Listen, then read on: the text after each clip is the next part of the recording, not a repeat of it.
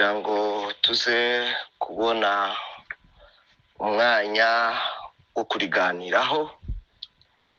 Nk'uko mubizi turi mu bihe bigoye cyane,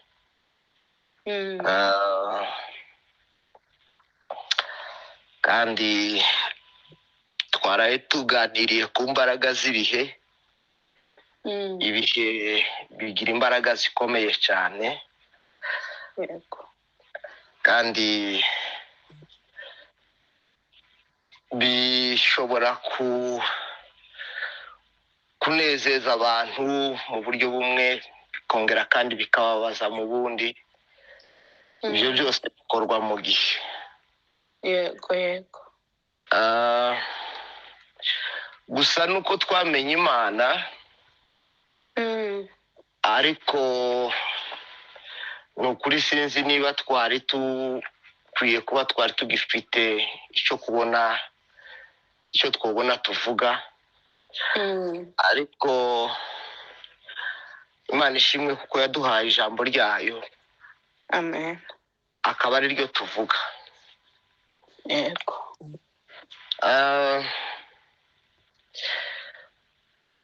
Niriwe ahantu ku kazi, abantu twiriranywe bararuha, baransuzuma, barambona. Iyo umuntu ababaye ntabasha kubihisha. Byageze naho ntakibashije kwihangana, natekereza nkabona ibitegengezi birabunze mu maso, abantu bakandeba. Yego. Ariko niko bimeze, niko ko mu isi.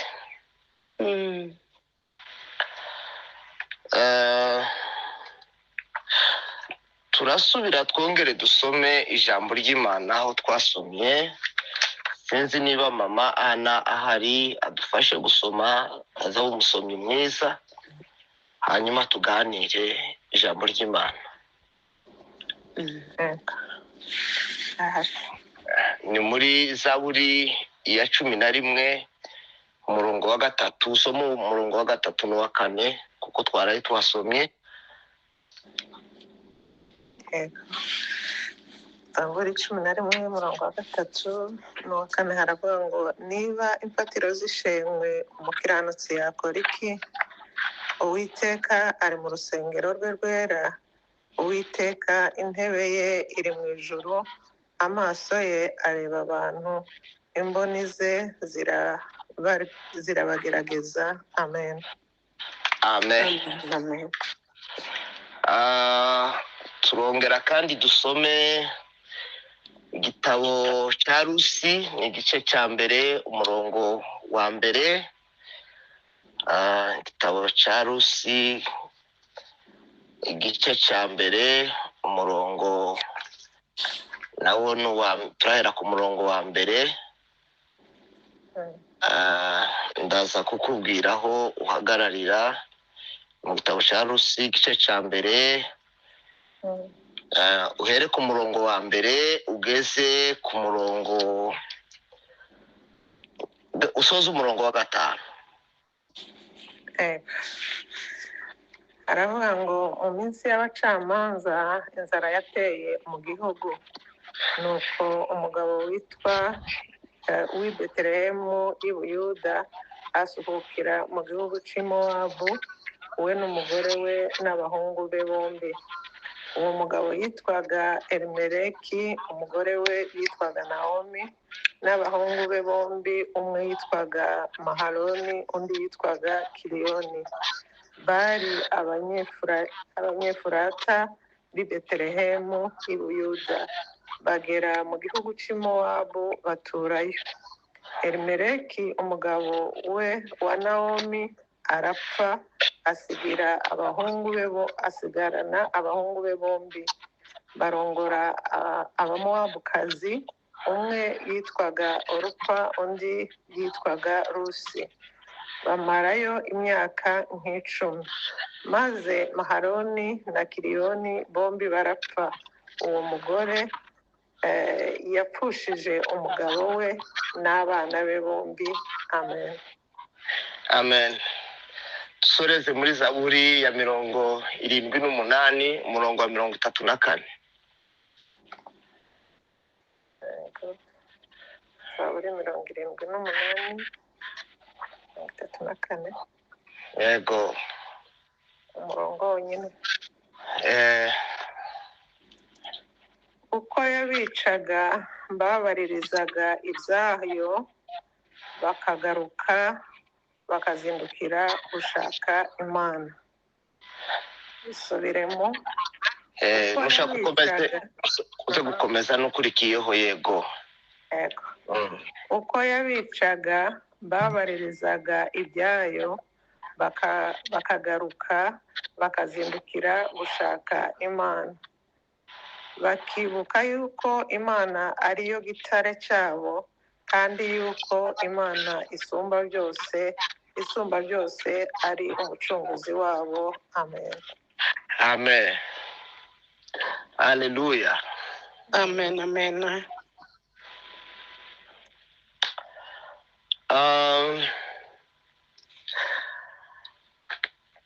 Nababwiye ngo iyo amagambo iyo guhumurizanya tutayahabwa n'Imana byobaye bitugoye. Yego. Kandi sintekereza ko ari twebwe twenyine ubwo byogoye, byigeze kugora n'abandi bikindi gihe. Twaraye tuvuze hejuru y'ibitabo biriya bitabo 5 by'ubwenge, birimo igitabo cya Yobu, Zaburi, Imigani, indirimbo ya Sulemani n'umubwiriza. Muri iki gitabo cya Yobu uzasangamo inkuru z'abagabo ngo bagize iminsi 7 bacecetse, ngo baragiye gusura Yobu, ngo bagira iminsi 7 nta jambo baza bavuga. Yego. Ngo kubera kuko ngo byari bibatangaje cyane ibyo bari bamubonyeho. Hari igihe kiza gisa nkaho kiremereye, abantu bagatekereza ngo iyo byari bishobotse ngo baceceke. Yego. Ukabona ni igihe gisa nkaho cyari gikwiye gucecekesha abantu. Ariko twamenye Imana. Yego.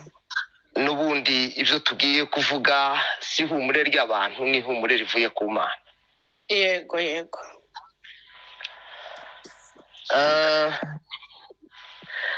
Kandi Yobu yavuzemo ibintu bikomeye, ngo bamaze kumuganiriza bamwe banamubwira kuko ibyamubayeho ashobora kuba ngo abifitemo uruhare.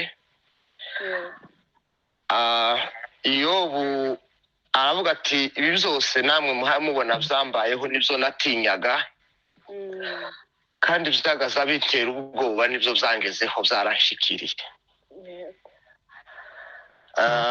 Hari igihe ibintu bitugeraho kandi ari byo byahoze bidutera ubwoba, ugahora ufite umutima uhagaze wo kuvuga ngo ese iki kintu kiramutse kigenze gutya bizagenda gute, ariko cya kindi cyahoraga kigutera ubwoba kikakugeraho.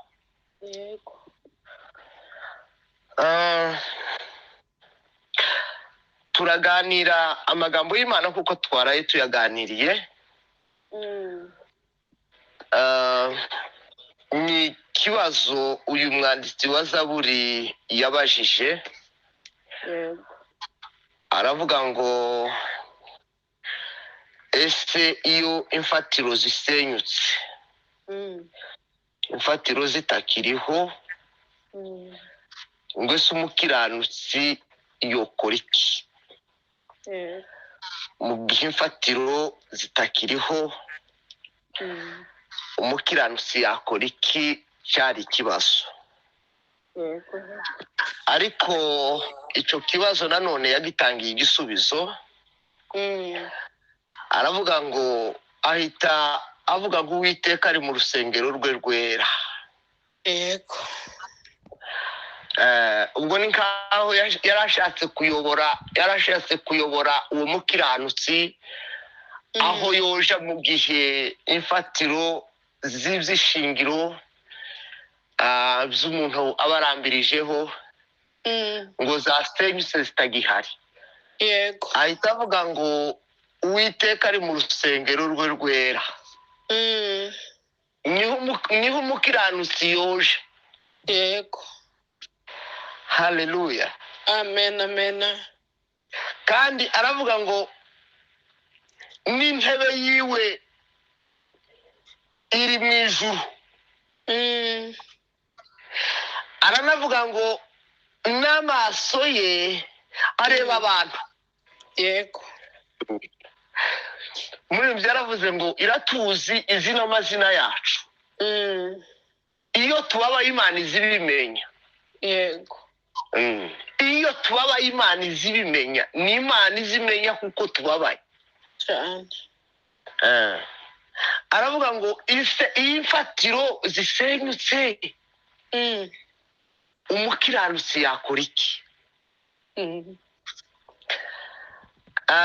bituma ntekereza ko turi buganire umunsi umwe imfatiro zasenyutse mu rugo rw'umugabo witwa Elimeleki n'umugore wiwe witwa Naomi.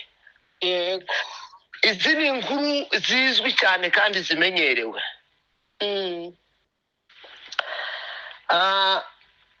abo twaraye tuganire nijoro nababwiye ngo imfatiro zishobora kuba ari ibintu bitandukanye. igihugu cyawe ni urufatiro rukomeye. yego umuryango wawe ni urufatiro rukomeye. inshuti n'abavandimwe ni urufatiro rukomeye. yego yego imirimo ishobora kuba urufatiro rukomeye, amatungo ashobora kuba urufatiro rukomeye, imirima n'amasambu bishobora kuba urufatiro rukomeye. noneho ibyo ngibyo byose bikaba byasenyutse bitagihari. birashoboka kuko ibyo ngibyo rimwe na rimwe abantu babibura ntibongere kubibona.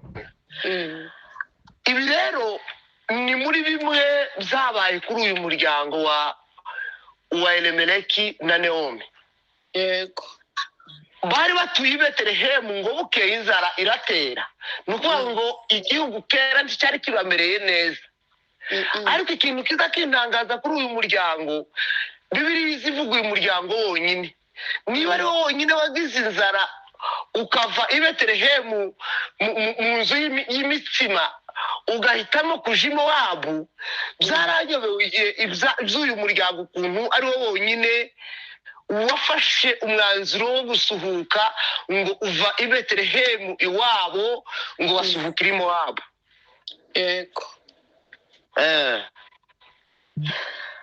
ariko niko Bibiliya yambwiye ngo bafashe urugendo, uyu mugabo witwa Elimeleki n'umugore we witwa Naomi ngo baragenda basuhukira i Mowabu baje ngo kuko ngo inzara yari yarateye iwabo. yego bagezeyo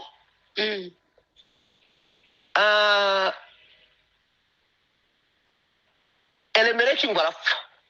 yego Elimeleki ngo amaze gupfa ngo Naomi arasigarana n'abahungu biwe, ngo abahungu biwe bashaka abakobwa ba Mowabukazi. ntibisanzwe wenda yaravuze ati nubwo umugabo apfuye ariko dore sigaranye bano bahungu banje babiri. kandi wenda mu mitekerereze ya kimuntu yaratekereje ati wenda ibyo ari byo byose ubwo apfuye ariko akaba asigiye bano bahungu babiri, aba bahungu bakaba bashatse, wenda bano bahungu nabo bazobyara abandi bana umuryango ukomeze. yego yego ariko igitangaje Bibiliya yavuze ngo bamaze iyindi myaka 10 bari aho ngaho i Mowabu, ngo aba bakobwa ntibabyara. yego bamaze kutabyara, sebukwe yarapfuye, noneho ngo n'abagabo babo bombi barapfa, uwitwa Mahaloni na Kiliyoni. ngo bapfa bari baramaze gushaka abakobwa ba Mowabukazi, uwitwa Rusi na Orupa.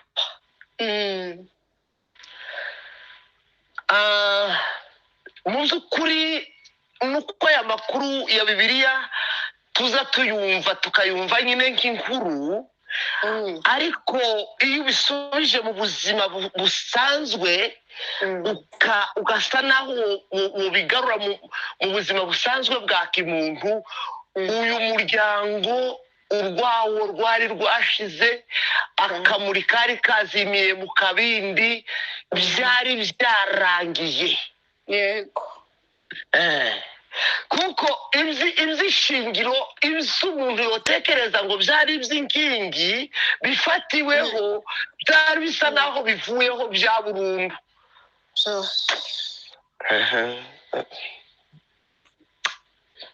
Mwana we, byari bisa naho bishize. ngatekereza ukuntu aho wenda bari batuye, ukuntu Nawomi yagaze azinduka mu gitondo, akazinduka akabona igituro cy'umugabo wiwe Elimeleki, akareba wenda ku ruhande ino muri Canada abantu iyo baza gushingura ari umuryango waza gusanga barafashe ibibanza bakavuga ngo hashinguwe umugabo ngo hazashingurwa n'umugore ndetse ngo n'abana babo. Ariko sinzi niba ariko naho byari bimeze, ariko noneho dushaka tubifate nk'uko nguko. Niba yagaze azinduka mu gitondo akabona igituro cy'umugabo wiwe Elimeleki, akabona igituro cya Mahaloni, akabona igituro cya Kiliyoni, uko yagaze aba yabitekereje, nuko yabaga yabifashe mu mutwe wiwe, nuko yagaze aba yabyakiriye, yarangiza akagaruka akireba ari umugore w'umuyudakazi uri mu mahanga wahuriyeyo n'ishano. Yego. Yarangiza agakubitiraho agahinda k'abakazana biwe bari kumwe bari aho ngaho, nabo basubiye kandi bagarutse bamusanze mu bupfakazi, batagira n'umwana. Mwana we, ibi bintu byari bikomeye cyane, byari umwijima w'icuraburindi. Ni ibintu bitatangaga icyizere, ni ibintu bitabonekagamo inzira. Ni ukuvuga ngo uyu muryango wari uzimiye, kubirebesha amaso y'umubiri n'ibyo abantu bareba, wasaga naho ari umuryango washize, wazimye, utagihari cyane.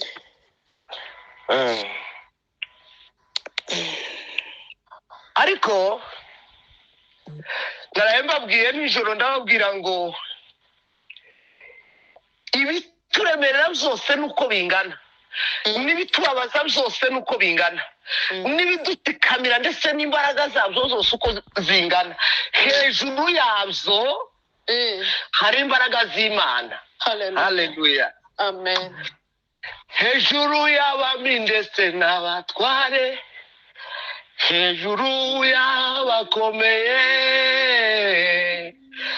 hejuru y'ibizima n'abamarayika hariho Imana ikomeye. Hejuru y'abami ndetse n'abatware, hejuru y'abakomeye, hejuru y'ibizima n'abamarayika hariho Imana ikomeye. Hari hejuru y'abahanuzi, uwo mwaba rutifura zo mu isi.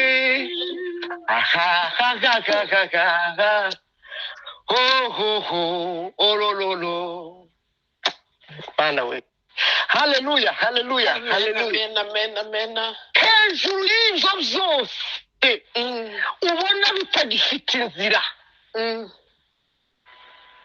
biguca intege bikakubwira ngo ntibikunda, Yego. haracyariho ijambo ry'Imana.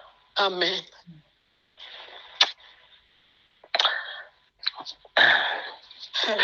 Haleluya, haleluya.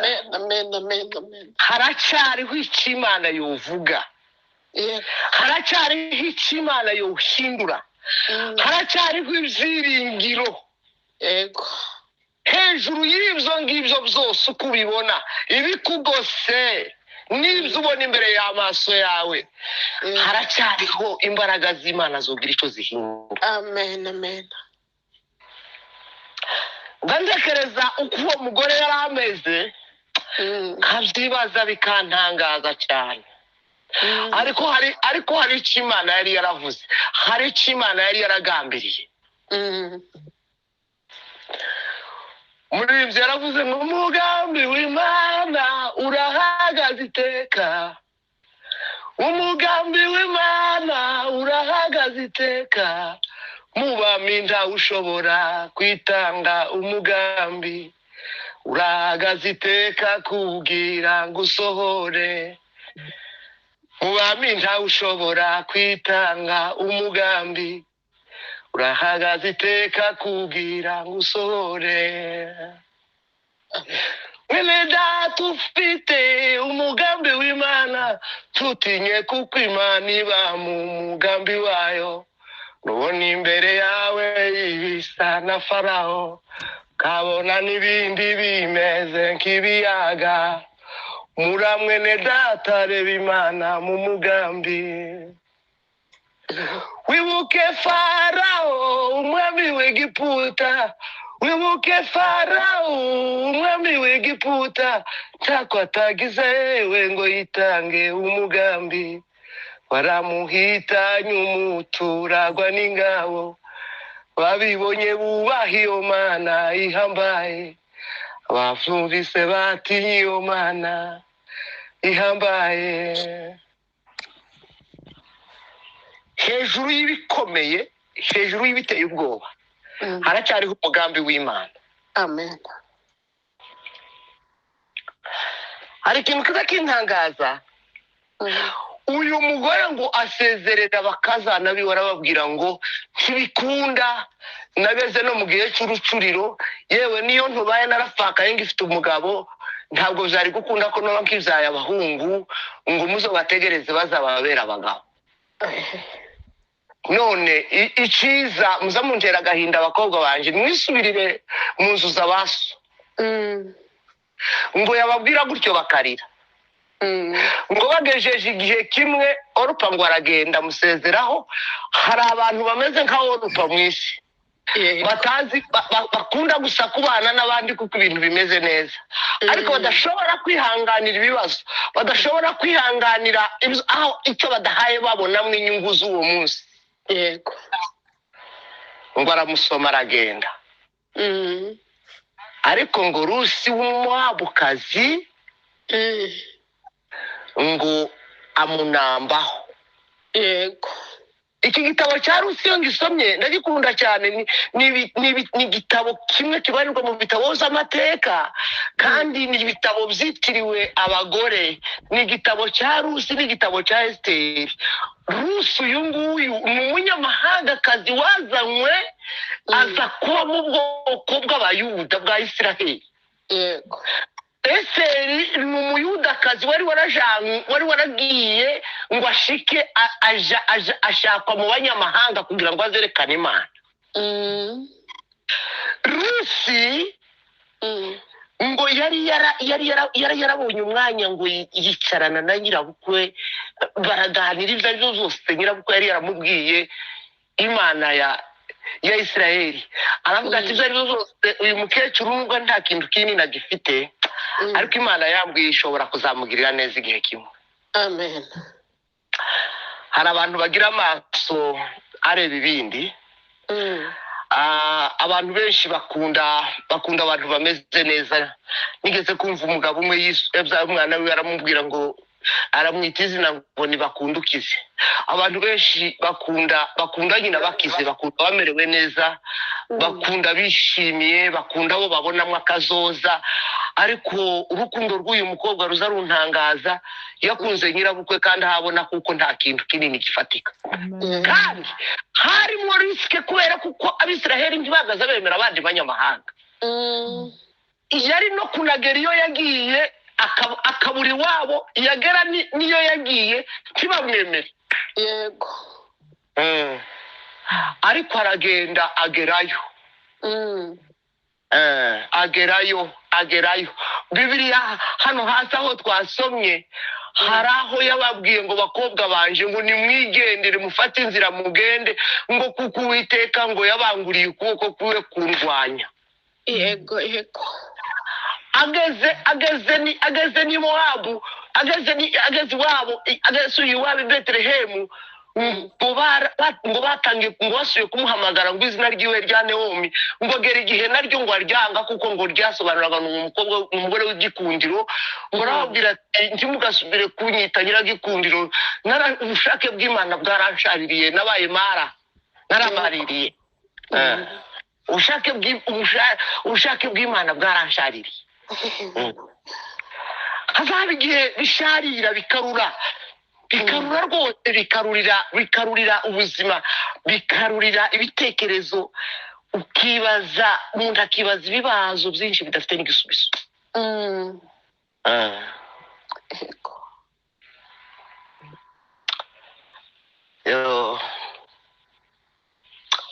Haleluya. amen ariko Rusi ahitamo guheba imana z'iwabo, ngo basengeraga igihingwa cy'imana cy'iwabo cyitwa Kemoshi, ngo iyo mana arayireka arayizibukira, ngo aravuga ati ibyo ari byo byose iyi mana mukecuru yambwiye n'imana zibareka gikurikire. amen kajane na mukecuru tujane iwabo yagiye. yego iyo usomye uzasanga umunsi umwe Bowazi ngo aramubwiye ngo numvishe inkuru zawe ngo nibyo wakoreye nyoko bukwe, iriya n'urugendo rwose mwagendanye. Aravuga ngo umwami Imana ngo akwiture neza, Imana ya Israheli ngo ikwiture neza, ngo kuko wamenye guhungira mu mababa yayo, kuko nta handi hari ubuhungiro mu isi. Ikibabwira kuko nta hantu hari ubuhungiro mu isi, hari ibyo wohunga hari n'ibyo utohunga. yego Ushobora kugira ngo wahuze ahantu kubera ibibazo bihari, ariko umubabaro waho ntiwawuhunga. Umubabaro waho ukagusanga iyo wagiye cyane. hari ibyo udashobora guhunga. Ubuhungiro nyabuhungiro buri munsi y'amababa y'Imana, niho ubuhungiro nyabuhungiro buri. amen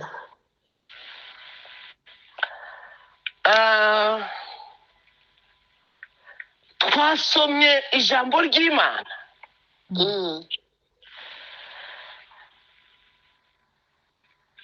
muri Zaburi. yego muri Zaburi ya 78 ni Zaburi ya Asafu, aho twasomye kuri uyu murongo wa 34. Bibiliya yavuze ngo uko ngo Imana yabicaga, uko ngo Imana yicaga Abisiraheli, kubera kuko ngo bagomiye, batabashije kumenya Imana, batabashije gutahura ibitangaza by'Imana. Uyu mwanditsi Asafu wanditse kino gice yakotingaga imirimo y'Imana yakoreye mu Egiputa, akavuga ukuntu ngo Imana yahinduye inzuzi zaho ziba amaraso, avuga ukuntu ngo Imana yahagurukije amavubi, akavuga ibitangaza byose n'ibyago byose Imana yateje Egiputa kugira ngo ikuze ubwoko bwayo, amaboko akomeye, ariko imaze kubigisha ibyo yakoraga byose yagaze ibikora kugira ngo bo bagire icyo biga. yego ariko Abisiraheli ntibagira icyo biga. ntibagira icyo biga pe. uyu mwanditsi naho niho yahereye, ngo ntibagira icyo biga, ngo ndetse ngo bageze mu butayu bibagirwa ngo ibyo bitangaza byose n'imirimo Imana yabakoreye ngo iriya. ngo batangira ngo gusa nkaho baneguye Imana. Yego. Dusomere Ana igice muri ico gice cya 78 umurongo wa 19 mwumve ibintu baneguyeho Imana. 78 Zaburi. Yego umurongo wa 19.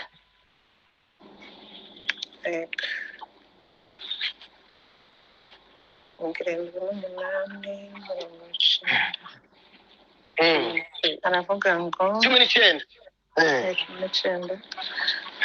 aravuga ngo bagaya Imana bati bagaya Imana. Yego Imana ibasha gutunganyiriza ameza mu butayu. Ese Imana ibasha kudutunganyiriza ameza mu butayu? Komeze. Yego Dore yakubise cya gitare amazi aradudubiza. Imigezi iratemba. Mbese yabasha kuduha n'umutsima? ngo barasubira kandi ngo baribaza ngo ese Imana iyo tubonera n'umutsima tukarya, izabonera ubwoko bwayo inyama? ngo barasubira baribaza ngo ese uko Imana yobonera Abisiraheli inyama? Nicyo cyatumye Uwiteka arakara byumvise. Icyo ngo Uwiteka cyumvishe ararakara. Umuriro ugacanwa wo gutwika abayakobo.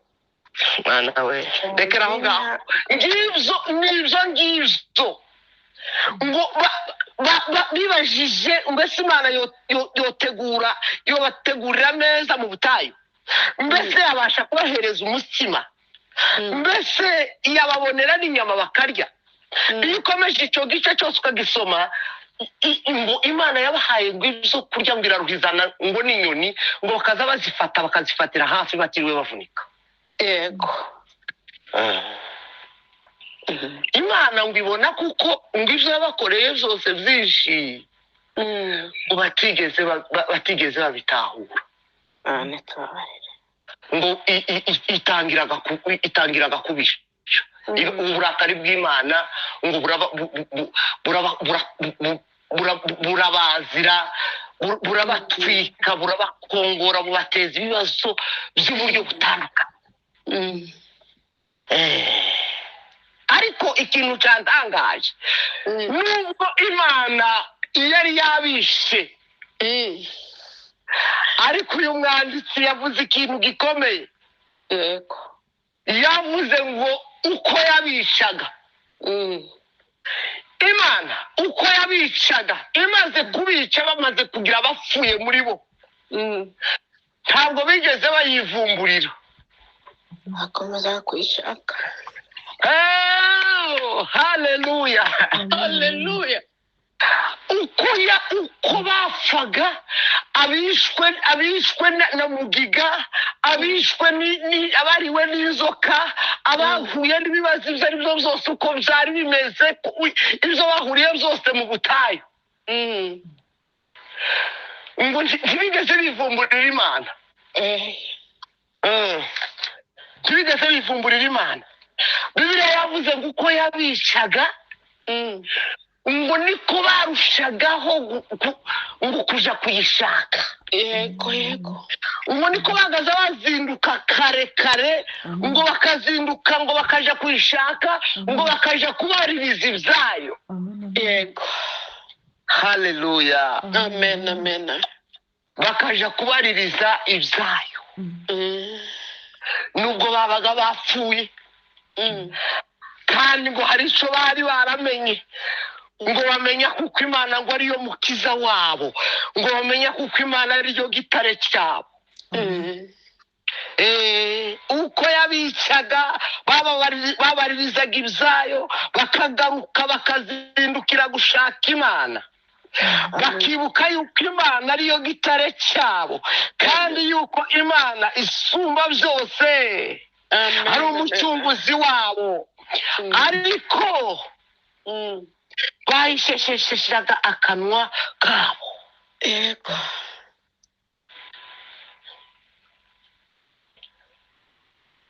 Umwanditsi hano yavuze ngo uko Imana yabicaga, nubwo twahura n'ibibazo umuntu yo kwibaza ngo ese uko abantu biracyari ko bishoboka ko abantu buhura bagasubira bagaterana bagasenga. None tugire gute? Ahubwo niwo mwanya wo gusenga. yego Niwo mwanya wo kumanuka tukaja kubaririza ibyayo. yego yego tukaje kubaririza ibyayo. Ndaza kubasaba ko dusenga isengesho kandi turisengane. Ni isengesho riri mu kiganiro Imana yakoranye n'umugaragu wayo Mose mu kuva igice cya 33 umurongo wa 13. Imana Mose ngo yakora ikiganiro n'Imana. yego Ngo arayibwira ngo unyereke imigambi yawe. Ntimubona muri ibi bintu byose tuba duhura nabyo rimwe tugacika intege imfatiro zigashira. Icyo dukeneye ni ukumenya imigambi y'Imana. yego yego Kwa Elimeleki na Naomi umunsi ibyo bintu byose biba muri uwo muryango ntabwo bari bazi umugambi w'Imana uri inyuma y'ibyo bintu, nyuma y'urwo rugo rwashize.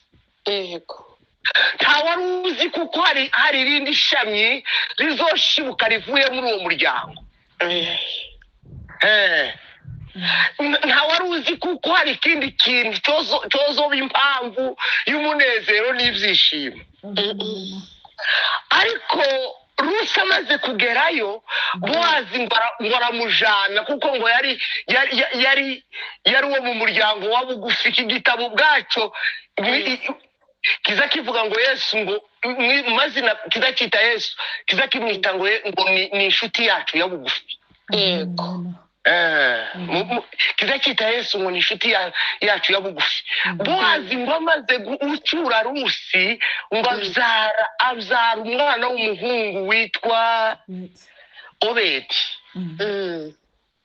Ngo abandi bagore ngo baraza basanga Naomi ngo baramubwira ngo uhumure, Imana irasubiye kandi iritamuruye, Imana irasubiye iragarutse. yego Umukazana wawe ngo arabyaye, abyaye umwana w'umuhungu. amen Haleluya. amen amen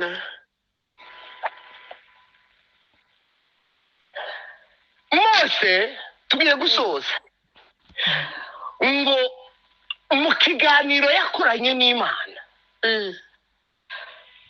ngo yayisabye nk'ibintu nk'abingahe, ngo aramubwira ngo unyereke imigambi yawe. yego Niryo sengesho nshaka kuko dusenga nubwo ducitse intege, nubwo turi mu gahinda, nubwo tutagombaga kuba twobona icyo twovuga uyu munsi wa none, ariko dusabe Imana kandi iri ryo sengesho dusenga. Nubwo umwijima ari mwinshi, nubwo tudahaye tubona ejo, nubwo tudahaye tubona uko bizaba bimeze, nubwo imfatiro zanyeganyeze ndetse zasenyutse zitagihari, yego bimwe mu byitwa imfatiro twari dufite bidahari, ndagira ngo dusabe uyu mugoroba w'uyu munsi wa none kugira ngo twinginge Imana itwereke imigambi yayo. yego tumenye icyo Imana idutekerereza. Aribyo sengesho dusenga uyu munsi. Aravuga ngo unyereke imigambi yawe. yego Arasubira kandi arayibwira ngo wemere tujane. Ngo arangize arasubira aramubwira ngo kandi ngo unyereke n'ubwiza bwawe burabagirana. yego yego Dusabe Imana itwereke imigambi yayo, dusubire tuyingingire kwemera kujana natwe, kuko umwijima ni mwinshi cyane. Imana yemere kujana natwe. Ngo arangize arayibwira ngo kandi unyereke n'ubwiza bwawe, dukeneye kongera kubona ubwiza bw'Imana. yego yego. Imana iramubwira ngo kuko namenye izina ryawe n'ibyo ngibyo byose usabye nzabikora. Amen. Atariko ati mu maso hanje ho ndi wohabona, atariko hari ahantu bugufi ushobora guhagarara, nzacisha kugira neza kwanje imbere yawe. Yego. Nubwo ifatiro zasenyutse, nubwo zanyeganyeze, ariko haracyariho ibyiringiro. Yego. Iyo yaravuze ngo igiti ngiyo gitemwe ngo haba hakiriho ibyiringiro, ngo kuko ngo nubwo n'imizi yacu ngo ibe iri iyo ngiyo mu butaka, ngo ariko iyo yumvise umuhindo ngo izisubira kandi igatibuka. Tugiye gusenga iryo sengesho twese turifatanye. Umunsi umwe ibyishingiro byaranyeganyeze kwa Nawomi na Elimeleki, ariko Imana yari igifite imigambi. Yego. Umugaragu w'Imana Yeremiya arahanura Isiraheli, arayibwira ngo erega nzi ibyo nibwira kubagirira, ngo ni byiza ni amahoro kugira ngo zongere mbareme umutima. Reka dusenge iryo sengesho twinginga Imana muri uyu mugoroba w'uyu munsi wa none no mu gitondo, tuyibwire ngo Mana utwereke imigambi yawe kandi wemere ujane natwe, nurangiza utwereke ubwiza bwawe. Numara kutwereka ubwiza bwawe, ariko kugira ngo ibyo byose tubibone, hari aho tuba dukwiye guhagarara. Yego. Ni ku rutare. Iyo duhagaze kuri urwo rutare turakomera. Nimejificha chini ya mwamba, mwamba huyo ni Yesu Kristo. Hata dunia yote itingisike, nakaa humo kwa salama, salama, salama. Kwa Yesu ni salama. Data mu izina rya Yesu turagushimiye. Uwiteka gitare cyacu. Turaguhimbaje mwami mutanga bugingo. Urubumbiro bw'imitima yacu. Uri umurengezi kandi uri umutabazi, uri ubuhungiro bwacu, uri ubwirukiro mu gihe gikomeye. Mu bihe by'umwijima nanone urahari Imana, nubwo ifatiro zanyeganyega. Umurinzi aravuga ngo nicyo gituma tutazatinya, naho imisozi yakurwa hayo igatabwa imuhengeri. Datawera we. Utwereke imigambi yawe kandi wongere umurike ku manywa, amanywa yongere kandi amurikire imitima yacu, igitondo cyongere kandi kibe. Dukure mu mwijima w'icuraburindi w'urupfu n'agahinda n'imibabaro. Utugenderere kandi Imana, wemere ujane natwe kandi utwereke ubwiza bwawe. Urakoze kuko utugiriye neza, nubwo ifatiro zakurwaho, ariko uzakomeza Imana mu ruhande rwacu. Mu izina rya Yesu Kristo umwami. Amen. Amen.